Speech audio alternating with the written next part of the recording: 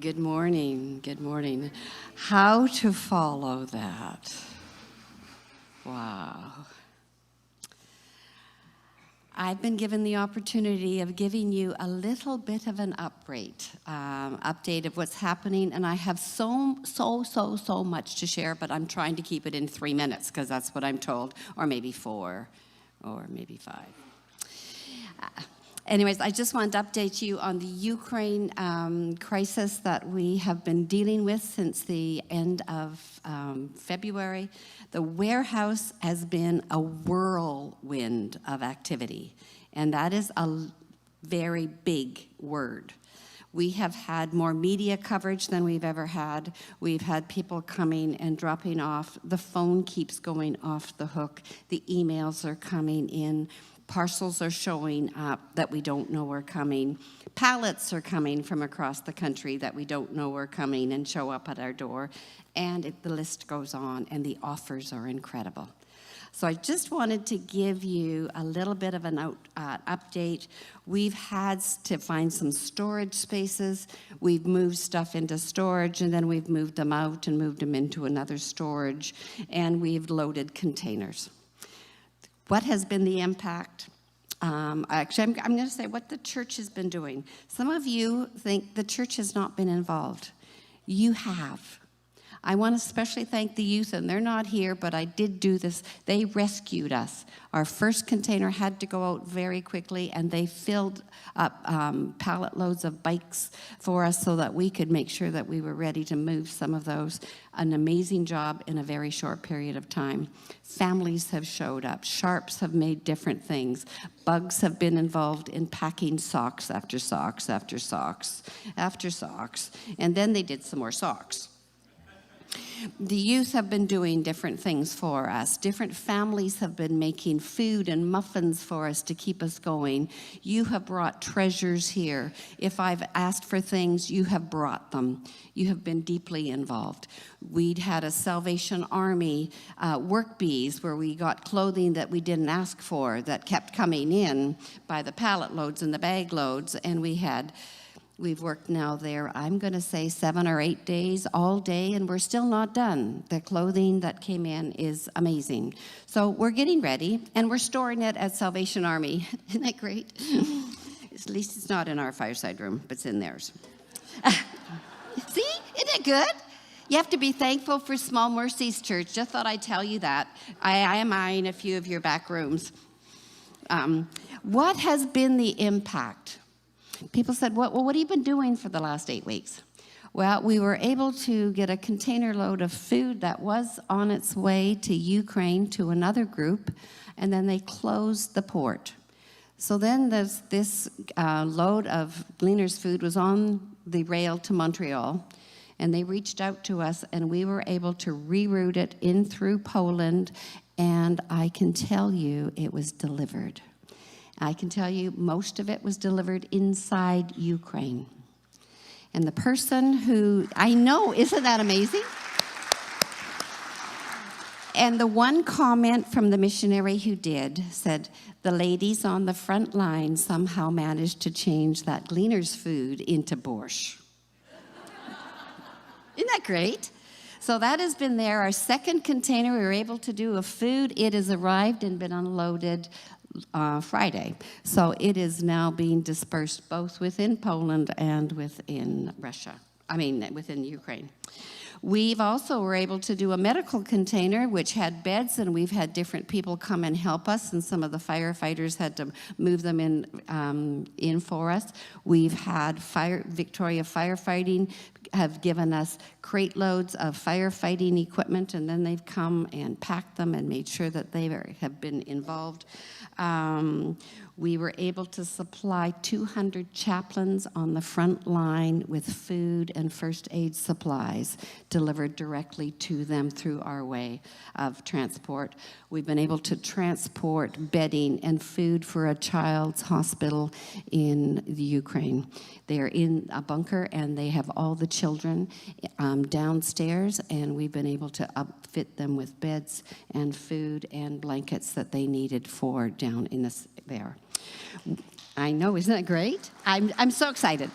Then we had an opportunity to send to Kenya, which got canceled, and then they surprised us with a load. And so we were able to grab a load, and so in 4 or 5 days, we loaded a medical load to add to the first one. So the first one had the beds. The second one had all the exam beds and medical equipment to change containers into clinics. They're aiming to take 5 containers, put them into clinics, and we have sent all the supplies and all the equipment for that. This past Wednesday, we've had amazing people in this church, and I'm going to mention my brother-in-law Life because I'm allowed to. And he and a few others went and gathered all the building supplies. It was a heavy container. We have plywood and doors and windows and flooring and all the tools that you need to convert. They are now gone over to Vancouver. Isn't that amazing? It just excites me. 5 containers, and they're on the way. Anyways, just so you know why we're doing it, there's 600 medical clinics and hospitals that have been destroyed. So they are looking for portable containers, and that's what's going to happen. There is some church people over there that are beautiful workmanship. They're going to do the converting in Poland, and we're going to get them inside as soon as we get them done. We've also been asked to do some special projects, and that's our specialty. We've been able to outfit 5 family homes for fragile women and their children inside Poland. The church is setting up centers for people and homes for people, and they've asked us to help. We've set up 2 child centers, 2 youth centers, a whole 50-bed home for women from the front line who now are in Ukraine and needing a special protection. And so this week we were able to outfit that home. Trauma counseling. Our own Linda Snyder and our own Leanne Bennett are helping us develop the program. We've been sending supplies and kits and extra supplies because trauma counseling is huge. And so thank you for all those art supplies you've been doing. This is just a few of the things we've done. So you say, how does this work? Well, we load from here. It goes into a warehouse outside of Warsaw. From there, it gets taken into several distribution places inside Ukraine by car, because a truck it doesn't make it. And from there, it gets taken to a second distribution place by church volunteers. And from there, it gets taken from that distribution to other places and given to churches to distribute. Church people, Christians, are being the hands and feet of Jesus. They are doing this as a volunteer. Some we will now see in heaven because they haven't come home. This is not a ride to Kamloops. But you know, church people and church members know their communities. They have relationships with neighbors. They know where the clinics, they know where the homes are, they know where the seniors' homes are, they know where the prison homes are, and they're taking these and delivering them, and they are known by the community and trusted, and so the doors are opening. Jesus is in the mess. I want you to know Jesus is in the mess. He's on the front line. He's and all the way here back to Victoria. He's everywhere. And that you can see him move through the people who love him.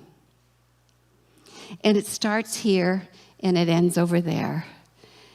And sometimes there's words used, and sometimes words are not needed. But I can tell you the Lord has promised not to leave them or us or forsake us. And the testimonies and the stories that are coming out are absolute. I am absolutely covered in goosebumps. God is working in the mess. So when you see pictures and you hear reports, know that our Lord is there. And he loves all of them, both inside and outside and all sides, and inside Moldova, which we've helped, and we've helped some in Romania. Like all sides, the Lord is working through his people and his church. To him be all the glory. Keep praying. Keep hoping, keep trusting, keep claiming his promises.